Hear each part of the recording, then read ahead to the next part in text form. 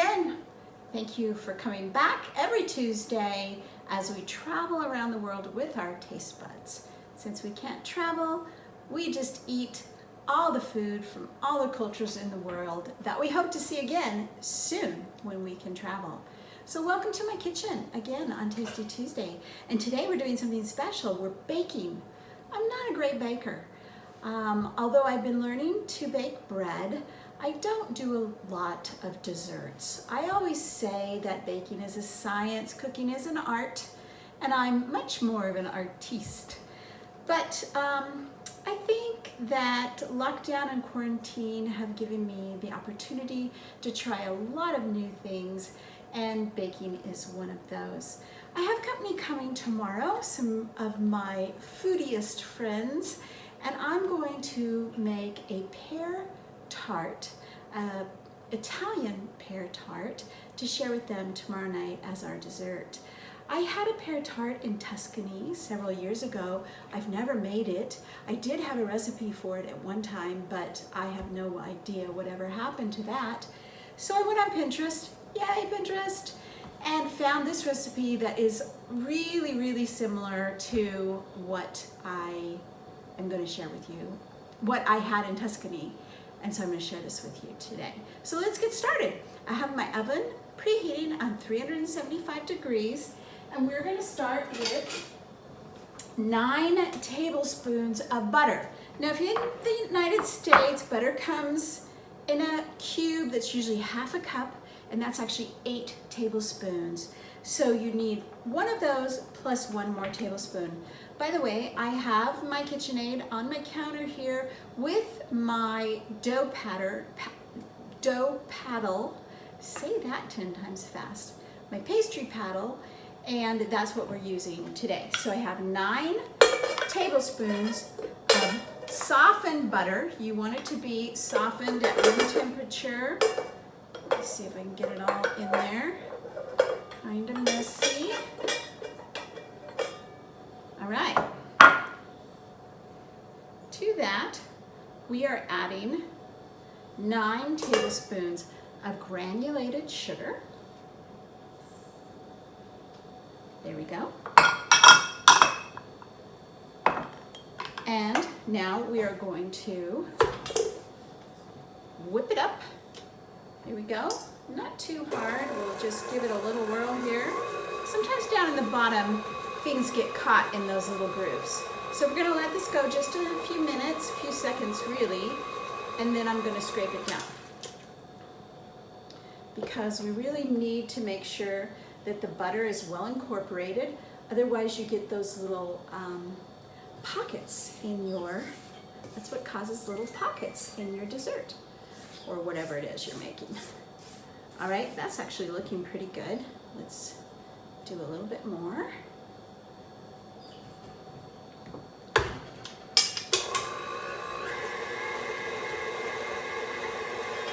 Okay, with my paddle running, I'm going to add my 2 eggs, but one at a time so that they're really incorporated. So let's just start with one.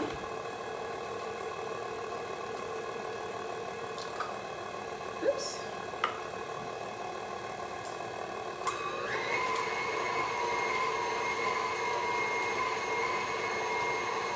And I'm going to scrape that again just to be safe.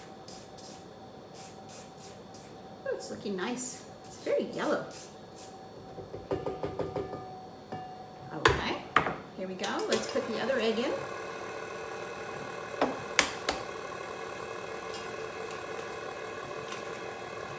All right.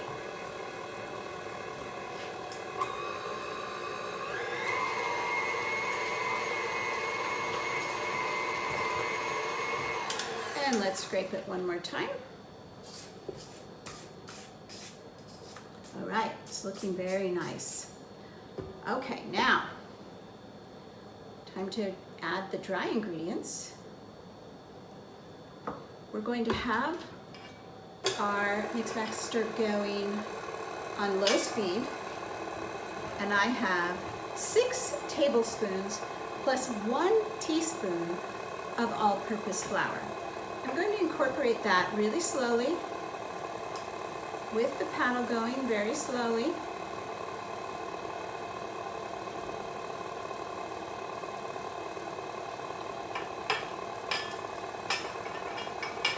All right. And I'm also going to add half a teaspoon of baking powder.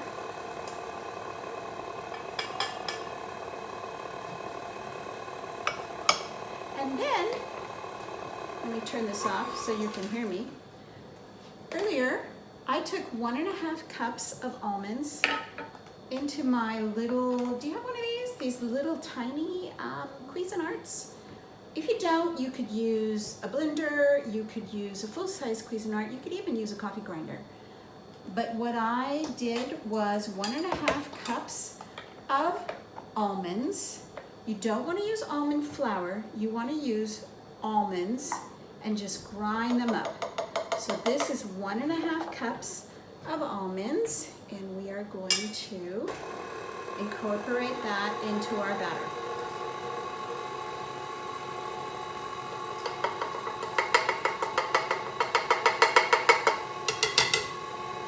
This little gadget my grandmother gave to me, I have had this probably 25 years and it still works.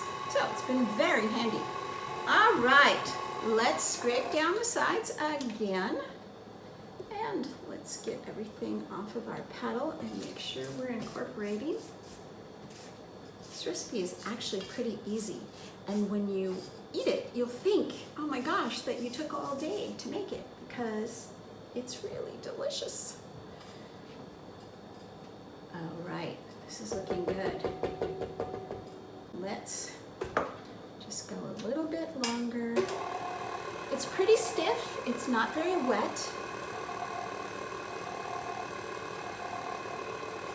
I think that's it. All right. Now, let's scrape our paddle into our bowl. It's kind of pretty. It's got these, it's a nice buttery lemon color, buttery yellow color. There's no lemon in here. But it's got these beautiful flecks of almond. That's one of the reasons I think that you don't want to use almond flour. You really want those chunky pieces of the fresh ground almonds. Okay.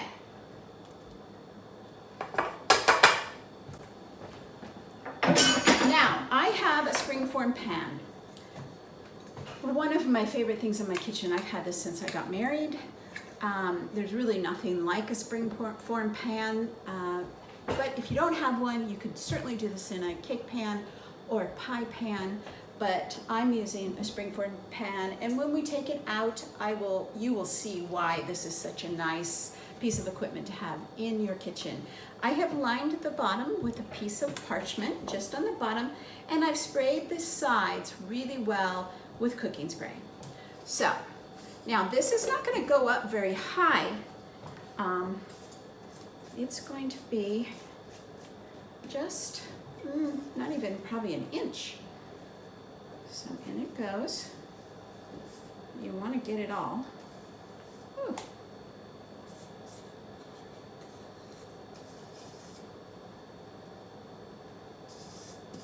So, pears are not really one of my favorite fruits. I like them okay, but in the fall, they're so abundant and so sweet that finding uses for them is, it's really nice to find some new uses for them. And that's why this dish is going to be really fun to serve. These pears, by the way, came from my friend Patty off of her tree. She has several trees, I think, and she brought them to me, and I didn't know what I was going to do with them, and they were pretty hard when she gave them to me, so I just stuck them in my laundry room and waited for them to ripen.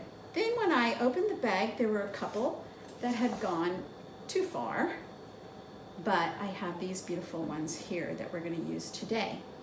So there is our batter. It looks like this. And now, regarding the pears, it's important that you do not get your pears prepped in advance because they turn brown really easily. So now I'm going to peel these, core them, and cut them in half. And then we're going to nestle them into this tart, I'm not sure what it is, cake. So I'm going to go ahead and do this, and then we'll come back in a minute and I will show you how we place them in the pan. So I'll be right back. Okay, so I have peeled and cored 3 of my 4 pears, but I saved this last one to just kind of show you because it's kind of important. I mean, the peeling part obviously is easy, but you need to make sure that you're not just taking out the core, taking out the vein that runs up the pear. So I'll show you that.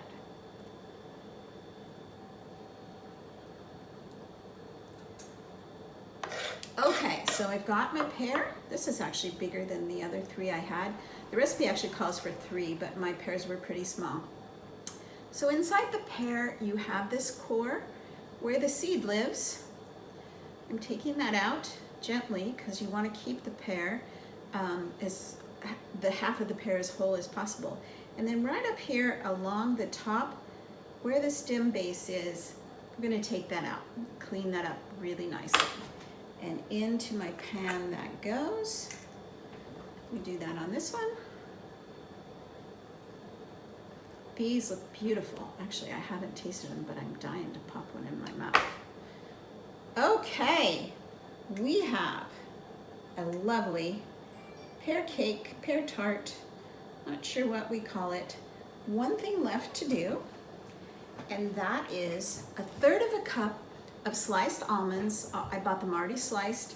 We're going to sprinkle this over the entire top as evenly as possible. Get a little bit on everything. And now this is going into the oven at 375 for about 30 minutes, 35 minutes maybe. And then I'm going to take it out and let it cool before I come back and show you how the springform pan, can't talk today, how the springform pan works and what our dessert is going to look like for dinner tomorrow night. So I'll come back in a little bit. Thanks. Welcome back. Boy, does my kitchen smell amazing. Our pear cake, tart, I don't know what you call it, is done. It only went about 28 minutes in the oven, and I wish I had taken it out maybe a minute before. It's a little brown on the edges, but it smells fantastic. So with a springform pan, you have this little thing here, and it just pops right off. I love that. So you can see this is not very thick. I could have doubled this probably, and it would have still worked out really great, but I'm okay with it this way. And we will just cut it like a pie, and you can tell that it's nice and moist, especially in the middle. I'm going to sprinkle it with some granulated sugar. You could use powdered sugar too. You could even use brown sugar. We're just gonna pretty it up here a little bit. And now it's going to be our dessert tomorrow. I'm coming close. Beautiful pear tart from Tuscany.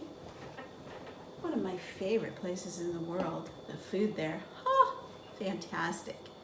So I hope you'll try this recipe. It was so doggone easy and fast. So don't be afraid of baking. You can do it. I'll see you next Tuesday. Thanks for joining me.